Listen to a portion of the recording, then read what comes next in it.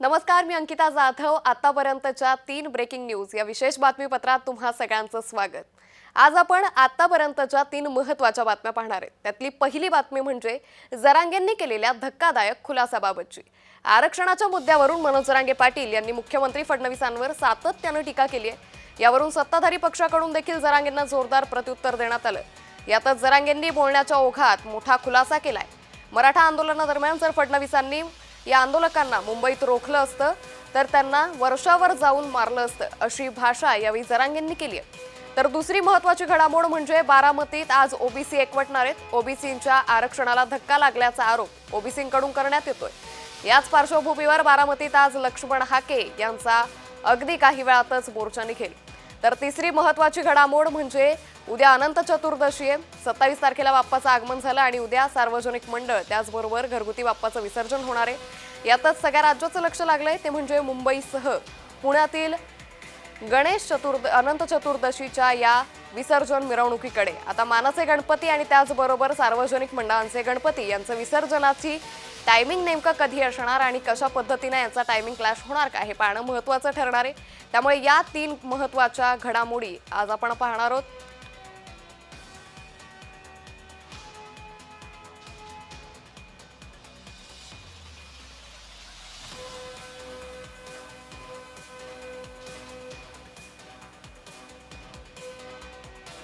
तर आता जाऊयात पहिल्या बातमीकडे। पहिली बातमी खरं तर धक्कादायक आहे, कारण मराठा आरक्षणाचा मुद्दा महाराष्ट्रभरात गेल्या काही दिवसांपासून गाजला होता आणि याच मुद्द्यासंदर्भात आपल्यासोबत बोलण्यासाठी भाजप खासदार अनिल बोंडे हे जोडले गेलेत।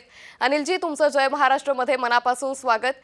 खरं तर गेल्या काही दिवसांपासून आपण पाहतोय की मनोज जरांगेंचं मराठा आरक्षणावरचं आंदोलन असेल आणि त्यांनी सातत्याने केलेल्या मुख्यमंत्र्यांवरच्या टीका असतील। त्याचबरोबर आता मनोज जरांगे पाटील यांनी नुकतंच मुख्यमंत्री देवेंद्र फडणवीसांवर जहरी टीका केली आहे। त्यांनी नेमकं वक्तव्य काय केलं होतं आपण ते पाहूयात, मग मी आपण तुमच्याशी संवाद साधते। आम्ही मग आता मुंबईत आम्हाला काय म्हणले होते, पाय ठेवून देणार नाही, उभा राहून देणार नाही, मराठी कशी मुंबईत येतो बघू, एक दिवसाची परवानगी।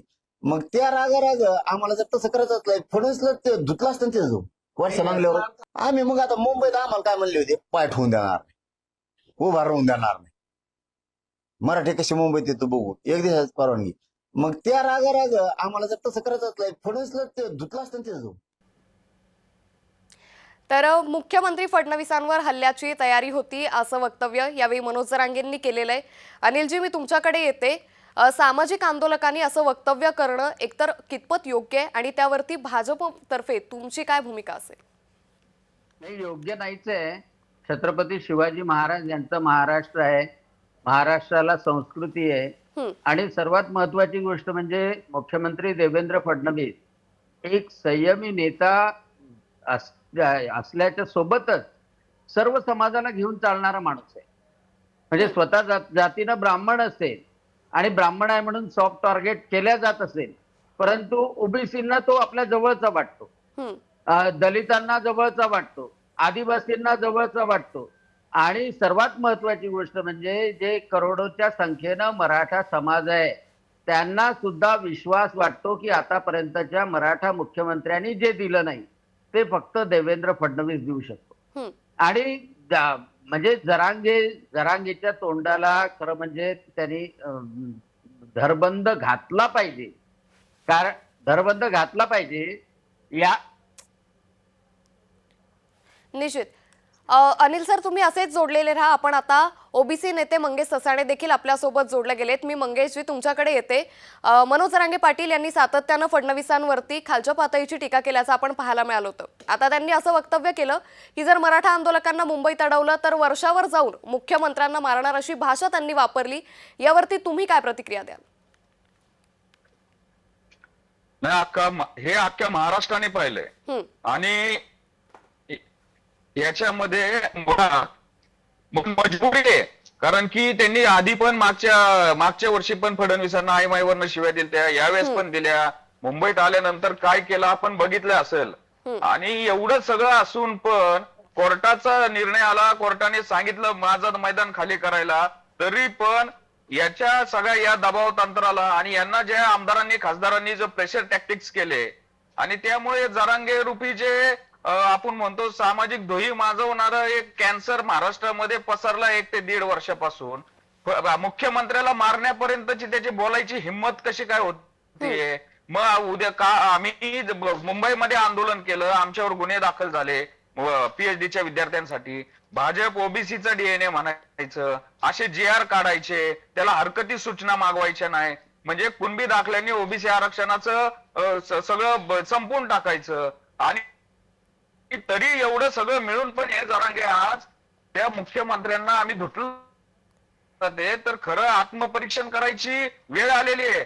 एखादा असा अज्ञानी आणि हटकोर आंदोलक अशा शिवीगाळ करतो आणि त्याला तुम्ही रेड कार्पेट टाकताय, गुलाल उधळताय, तुमच्याकडेच मंत्री जातात आणि मनोज दादा जिंदाबादच्या तिथं घोषणा देतात आणि त्याच मंत्र्यांचे जे मुख्य आहेत मुख्यमंत्री त्यांना तो 2 दिवसांनी धुतलं असतं म्हणतो. तर आत्मपरीक्षण करायची गरज आहे. महाराष्ट्र कुठं नेऊन चाललाय? कायदा सुव्यवस्थेचं राज्य आहे का?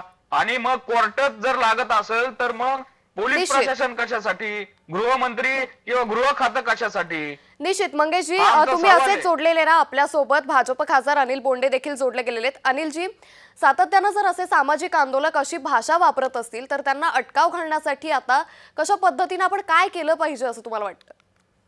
निश्चितपणे अटकाव घातला पाहिजे. हम्म. पण आता एखाद्याचं डोकं जर सरकलेलं असलं तर त्याच्यावरही उपाययोजना केल्या गेली पाहिजे. आणि सर्वात महत्वाचं देवेंद्र फडणवीसाचीच हिंमत होती. हम्म. देवेंद्र फडणवीसाचीच हिंमत होती म्हणून मुंबईमध्ये प्रवेश घेऊ दिला आणि म्हणून आझाद मैदानावर त्यांना बसू दिलं. आणि त्याच्यानंतर वर्षावर जाऊन जर का धुण्याची भाषा करत असेल तर हा माणूस सरकला एवढंच म्हणावं लागेल.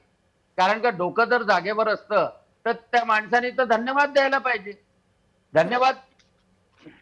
धन्यवाद द्यायला पाहिजे. नाही, निश्चितपणे गुन्हा दाखल व्हायला पाहिजे. परंतु देवेंद्र फडणवीस संयमी माणूस आहे.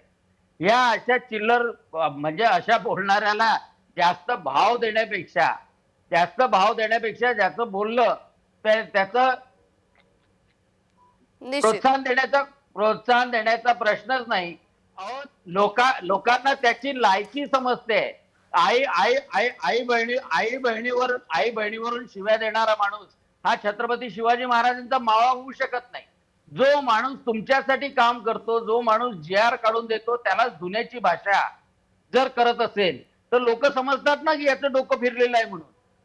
आणि त्याच्यामुळे मनोज जरांगेंनी संयमाप्रमाणे वागलं पाहिजे. एवढी शिकवण त्यांनी घेतली पाहिजे. कमीत कमी ती शिकवण तरी देवेंद्र फडणवीसांकडून घेतली पाहिजे. हे महत्वाचं आहे. आता या चॅनलच्या माध्यमातून त्यांना सांगणारे लोक असतील ना, ते सांगतील ना की कसं बोलणं तर शिकलं पाहिजे. निश्चित. मंगेशजी, ज्या पद्धतीने आपण पाहतोय की आता भाजपकडून अशी मागणी होती की मनोज जरांगेंच्या या वक्तव्यावरती गुन्हा दाखल करावा. सामाजिक आंदोलकांनी जर अशी भाषा वापरली तर सरकारकडून देखील कठोर पावलं उचलली जातील. नक्कीच. नाही, मला दिसत नाही ना. आज 1.5-2 वर्षापासून शिवीगाळ चालू आहे. फक्त फडणवीस साहेबांनाच नाही तर आमचे भुजबळ साहेब असतील, बाकीचे सगळे नेते असतील, पण की लायकी नसल्याच्या हाताखाली आम्हाला काम करायला लागतं. काल परवा दिवशी तिथं एक डॉक्टर आले होते चेकिंग करायला. त्यांना कशा प्रकारे त्याने हाकलून लावलं, उठा इथनं. त्यांचा जे कोणतरी अभ्यास योगेश केदार होता, तो सांगत होता काहीतरी, त्याला डायरेक्ट त्यांनी शिवी दिली तिथं सर्व कॅमेरा समोर आणि सगळ्या मंत्र्यांसमोर. त्यामुळं हा पायंडा जो पडतोय, मग उद्या ओबीसीच्या एखाद्या आंदोलकाने अशी शिवीगाळ चालू करतील, कुणी चालू करतील आणि त्याला समजलं पाहिजे, शिकवलं पाहिजे. हा काही लहान दूध पिता बच्चा नाहीये का आता आपलं म्हणजे मुख्यमंत्री किंवा गृह खातं काय आता मूल्य शिक्षणाचे तास लावणार आहेत का? मग कायदा सगळ्यांनाच सारखा. तर संविधानिक पदामध्ये एवढं मोठं जे पद आहे मुख्यमंत्री पद, त्याला जर धुवायची जर भाषा करताय तर त्याला साधी तुम्ही नोटीस बजावत नाही. त्याच्यावर 7 ते 8 गुन्हे दाखल आहेत. निश्चित. मंगेशजी, तुमच्या याच प्रश्नावरती मी आता अनिलजी यांच्याकडे जाते. अनिलजी, जसा प्रश्न मंगेश ससाणे यांनी उपस्थित केला त्याच पद्धतीनं खरं तर सगळ्यांच्याच मनात हा प्रश्न आहे की सातत्यानं जरांगे फडणवीसांवरती बोलत होते, राज्याच्या मुख्यमंत्र्यांवरती बोलत होते, मात्र साधी नोटीस सुद्धा जरांगेंना सरकारनं बजावली नाही. जर अशाच पद्धतीनं सुरू राहिलं तर पुढचं महाराष्ट्रातलं चित्र नेमकं बदलेल आणि मोठ्या प्रमाणात असे सामाजिक आंदोलक अर्वाच्य भाषेत बोलत राहतील. नाही, निश्चितच म्हातारी मेल्याचं दुःख नाही पण काळ सुकावतो. आणि त्याच्यामुळं गृह खात्याने बरोबर आहे ना, गृह खात्याने सुमोटो याची दखल घेऊन ते छगन भुजबळांवर बोलत असतील किंवा देवेंद्र फडणवीसांच्या आईवर शिव्या देत असतील, हम्म. त्या माऊलीवर शिव्या देत असतील, पण काय आहे, काही लोकांची संस्कृती ठरली आहे. मोदीजींच्या आईवर शिव्या देणारी लोक या भारतामध्ये आहे. म्हणजे 99 वर्षाच्या त्या मातोश्रीवर शिव्या देणारी लोक या भारतामध्ये पैदा झालेले आहे. म्हणजे स्वतःच्या स्वार्थासाठी कोणाची आई बहीण काढायची हे सुद्धा लोक आहेत. आणि त्याच्यामुळे त्याचा निषेधच झाला पाहिजे, सामाजिक निषेध झाला पाहिजे की ही संस्कृती नाहीये, भारताची नाहीये, छत्रपती शिवाजी महाराजांची नाही, महाराष्ट्राची तर नाहीच नाही. आणि त्यामुळं अशा अशा माणसावर गृह खातं जे काय करेल ते करेल, परंतु बाकीच्या लोकांनी सुद्धा त्यांच्यावर बहिष्कार टाकला पाहिजे. ही ही ही महत्वाची बाब. निश्चित अनिलजी, तुम्ही म्हणालात की पूर्ण महाराष्ट्राने जरांगेंवरती बहिष्कार टाकला पाहिजे, पण ज्या पद्धतीने आपण चित्र पाहतोय की एवढ्या टीकेनंतर देखील एवढ्या टीके झाल्यानंतर देखील मुख्यमंत्री आरक्षणाच्या मुद्द्यावरती जरांगेंना शरण जाता अशी महाराष्ट्रभरात तर चर्चा आहे. मुख्यमंत्री जरांगेला शरण नाही गेले. हम्म. मुख्यमंत्रींनी मराठ्यांना, मराठे म्हणजे जे कुणबी नोंदी असतील त्या कुणब्यांना त्यांचा हक्क मिळणार. हम्म. सरसकट मराठा, मुख्यमंत्र्यांनी सांगितलं की सरसकट मराठ्यांना आरक्षण नाहीये. हैदराबाद गॅझेट मध्ये काय आहे ते वाचून जर का जे कुणबी नावाची नोंद असेल त्यांनी दाखवावी कुणबी नावाची नोंद, त्याला कुणब्याचं प्रमाणपत्र मिळेल. नाते संबंधातल्या आणि कुळातल्या माणसाने प्रतिज्ञा पत्र द्यायचंय. ऐका ऐका, JR वाचला का बोलले त्याला हो, त्याला कुणब्याचं प्रमाणपत्र मिळेल जे 340 कलमाप्रमाणे आहे. एक ओबीसी बांधवांनी, मी ओबीसी आहे, मी कुणबी आहे, ओबीसी बांधवांनी हे लक्षात ठेवणं अतिशय आवश्यक आहे की कुठेही जोपर्यंत पुरावा मिळत नाही तोपर्यंत त्याला कुणबी प्रमाणपत्र मिळत नाही. बरोबर आहे, पण त्याच्या स्वतःचा पुरावा नसल्यानंतर आणि सरसकट मराठ्यांना तर मिळूच शकत नाही. सरसकट मराठ्यांची मागणी पूर्णता आणि त्याच्यामुळं ओबीसींना कुठेही धक्का न लावता, मी लागणार, मोठा धक्का लागणार, ओबीसींना कुठेही धक्का न लावता जे मुख्यमंत्री देवेंद्र फडणवीसांनी हे सोल्युशन काढलेलं आहे त्यामध्ये गरीब जे कुणबी असतील त्यांचं जर का प्रमाणपत्र असलं, महसुली असलं, त्याच्या काकाचं असलं तर स्वतःच नाही ना, त्याच्या कुळातील कुळाची व्याख्या कुठल्या, कुळाची व्याख्या कोणत्या कायद्यात आहे? तर म्हणजे जी पेरेंटल लाईन असते त्या पेरेंटल लाईन तसं लिहिलं पाहिजे. मोठे साहेब तसं लिहिलं नाहीये त्याच्यात लिहिलं नाहीये नाते संबंधातील. मग त्याचे शुद्धीपत्रक काढावं, शुद्धीपत्रक काढावं ओबीसीच्या खात्यासाठी. जेव्हा अंमलबजावणी होते तेव्हा त्याच पद्धतीने अंमलबजावणी होते आणि त्यामुळं नातेवाईकांची व्याख्या लिहिलेली आहे बोंडे साहेब. सर्वांसाठी चांगलं आहे. आलं लक्षात? निश्चित अनिलजी, खरं तर आता जरांगेंचा हा जो मुद्दा आहे, त्यांनी केलेली जी टीका आहे त्यावरती भाजपकडून कशी कारवाई केली जाते, काय केलं जातं, काय भूमिका असेल हे पाहणं महत्त्वाचं ठरेल. तुर्तास अनिलजी आपलं खूप खूप धन्यवाद आपण जय महाराष्ट्र सोबत साधलेल्या या संवादासाठी. आपण आता वळूयात पुढच्या बातमीकडे, जी बातमी खरं तर महत्त्वाची आहे ती म्हणजे बारामतीत आज ओबीसी एकवटणार आहेत. ओबीसींच्या आरक्षणाला धक्का लागल्याचा आरोप ओबीसी नेत्यांकडून करण्यात आलेला आहे आणि बारामतीत आज लक्ष्मण हाके देखील या मोर्चामध्ये सहभागी होणार आहे. याच संदर्भात आपल्यासोबत बोलण्यासाठी ओबीसी नेते मंगेश ससाणे देखील जोडले गेलेले आहेत.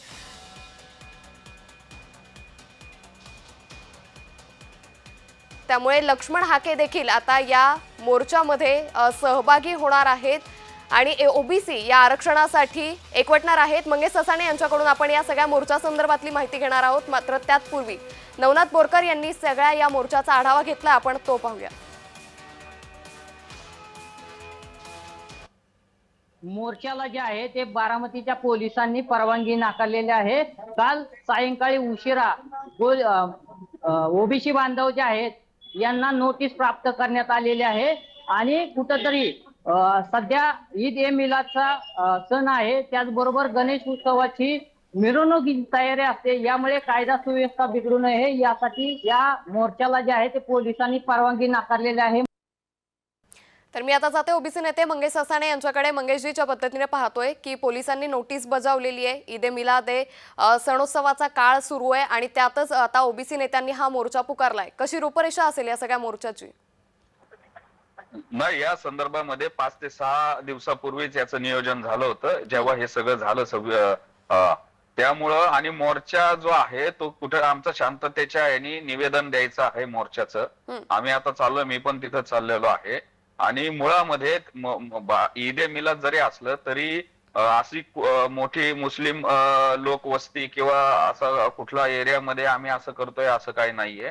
त्यामुळं जर आमचा अनरेस्ट, आमचं जे म्हणणं तुम्ही जर ते मांडायला म्हणजे आमच्यावर अन्याय करायचा, असा JR आणायचा, त्याला हरकती सूचना मागवायच्या नाही, आमच्या ओबीसी जे कोण मंत्री असेल त्यांना हे विश्वासात घ्यायचं नाही. आणि त्यानंतर जर आम्ही त्याचा आक्रोश करत असेल, त्याचा विरोध करत असेल संविधानिक मार्गाने, तर असा करणं हे अन्यायकारक आहे. आपण मुंबईमध्ये केली, काय केलं ते चालून घेतलं.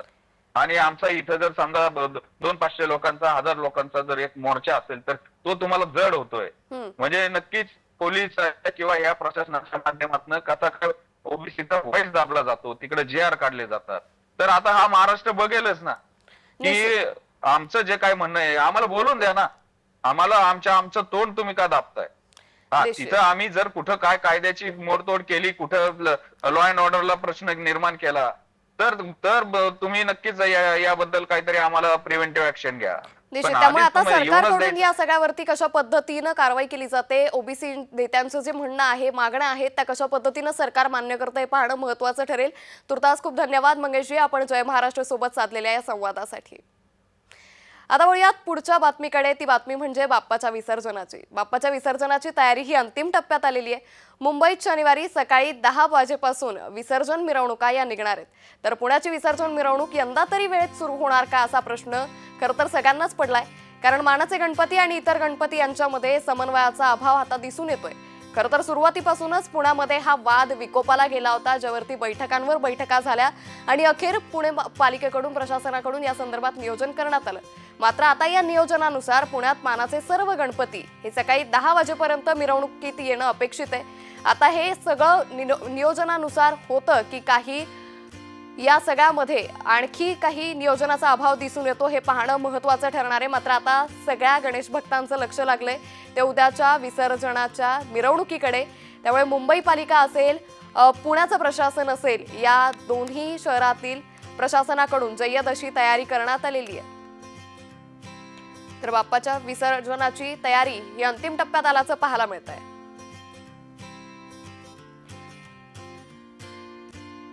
तर याच संदर्भात अधिक माहिती घेऊयात. आमचे मुंबईचे आणि पुण्याचे दोन्ही प्रतिनिधी आपल्यासोबत जोडले गेलेत. मुंबईमधून मनोज जायकर तर पुण्यामधून सिद्धेश ताकवले आपल्यासोबत जोडले गेलेत. मी सर्वात पहिले जाते मुंबईमध्ये.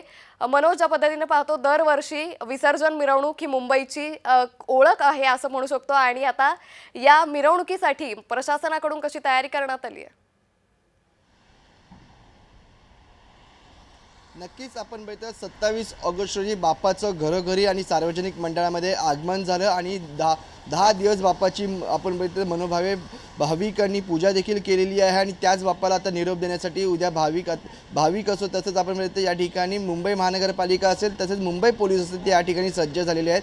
आपण आता गिरगाव चौपाटी या ठिकाणी आहेत. आपण बघितलं या ठिकाणी जय्यद तयारी ही महानगरपालिकेकडून तयार करण्यात आलेली आहे. या ठिकाणी कृत्रिम तलाव आपण भेटत तर कृत्रिम तलाव या ठिकाणी बांधण्यात आलेले आहेत. तसंच आपण भेटत या ठिकाणी विविध ठिकाणच्या चौपाटीच्या किनाऱ्यावरती 1175 स्टील प्लेट तसेच छोट्या गणेश मूर्तींचे विसर्जनाकरिता एक महत्त्वाची अपडेट सध्या आपल्या समोर येते की उद्या विसर्जन मिरवणूक निघतील आणि मुंबईमध्ये बॉम्बस्फोट होण्याची तयारी केली जाते, अशी मोठी अपडेट सध्या आपल्या समोर येते. तर बाप्पाच्या विसर्जनाच्या मिरवणुकीमध्ये आता बॉम्बस्फोट घडवण्याची धमकी देण्यात आल्याची मोठी अपडेट सध्या समोर येते. उद्या मोठ्या प्रमाणात आता मुंबईमध्ये मुंबईकर हे मिरवणुकीमध्ये सहभागी होत असतात आणि मुंबई पोलिसांना हा धमकीचा संदेश आल्याची माहिती आहे.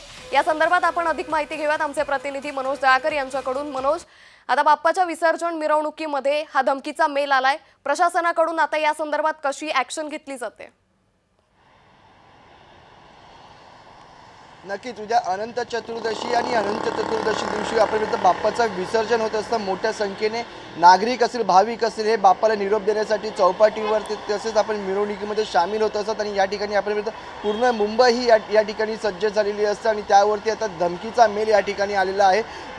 मुंबईला उडवण्याची या ठिकाणी धमकी आलेली आहे आणि आपल्यापर्यंत यासाठी पोलीस प्रशासन देखील सज्ज झालेले आहे. मुंबई पोलिसांकडे या मेलची तपास केली जाते. हा मेल कुठून आलेला आहे त्याची चौकशी पूर्णपणे केली जाते आहे. आणि आपण वेळता या ठिकाणी प्रत्येक नाक्यावरती असेल, पूर्ण रस्त्यावरती असेल, पोलीस बंदोबस्त हे तैनात करण्यात आलेले आहेत. आता आपण गिरगाव चौपाटीवरती आपण या ठिकाणी पण बघू शकतो. या ठिकाणी प्रत्येक ठिकाणी पोलीस बंदोबस्त हा तैनात करण्यात आलेला आहे. ज्या प्रकारे धमकीचा मेल आलेला आहे, उडवण्याचा मुंबईला मेल आलेला आहे, निश्चित त्याची मनोज, त्यामुळे मोठ्या संख्येने एकंदरीत आता प्रशासनाकडून देखील या सगळ्या धमकीच्या मेलची चौकशी केली जाते. आता आपण जाऊया पुण्यामध्ये आमचे प्रतिनिधी सिद्धेश ताकवले सध्या आपल्यासोबत जोडलेले आहेत. पुण्याच्या विसर्जन मिरवणुकीवरून सातत्यानं मोठा वाद निर्माण झाला होता. आता यंदा तरी ही मिरवणूक वेळेत निघणार का, सुरू होणार का, असा प्रश्न प्रलंबित आहे. सिद्धेश,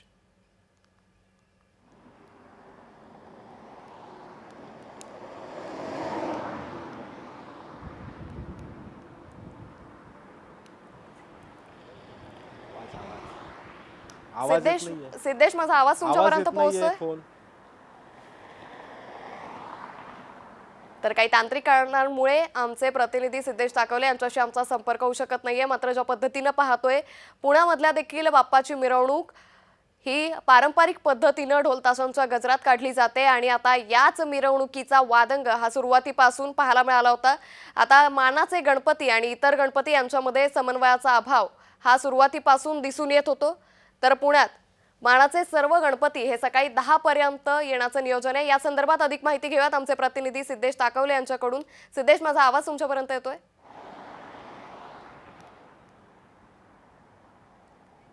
येतोय थोडा येतोय. सिद्धेश, पुण्याचे हे जी मिरवणूक आहे त्याचा वादंग सुरुवातीपासून आपण पाहतोय, नियोजन कशा पद्धतीनं करण्यात आलंय?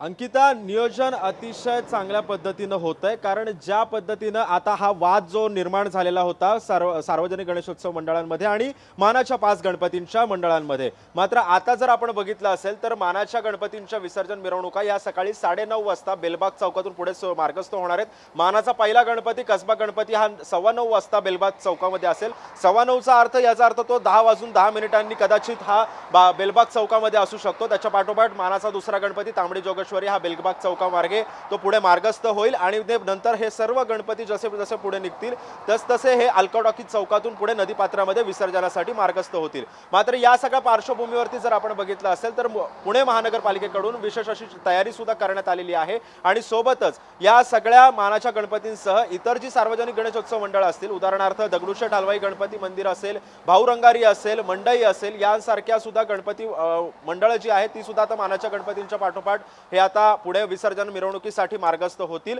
मात्र या सगळ्या पार्श्वभूमीवरती जर आपण बघितलं असेल तर समन्वयाचा अभाव यासाठी होतोय. कारण एक प्रकारे कुठेतरी नाराजी या सगळ्या मंडळांमध्ये होतीये. कारण जर मानाचे गणपती जसे पुढे निघत, कारण पुण्यामध्ये हा मानाच्या गणपतींना मान दिला जातो, जोपर्यंत हे मानाचे गणपती पुढे मार्गस्थ होणार नाही तोपर्यंत या मागच्या गणपतींना विसर्जन मिरवणुकीमध्ये आता एकंदरीतच आता या सगळ्या नियोजनाचा अभाव दिसतो की कशा पद्धतीने या मिरवणुका पार पडतात हे पाहणं महत्त्वाचं ठरेल. तुर्तास सिद्धेश आणि त्याचबरोबर मनोज दयाकर, तुम्हा दोघांचेही खूप धन्यवाद तुम्ही दिलेल्या सविस्तर माहितीसाठी. तर या विशेष बातमीपत्रात वेळ झाली इथेच थांबण्याची. ताज्या घडामोडींसाठी पाहत रहा जय महाराष्ट्र.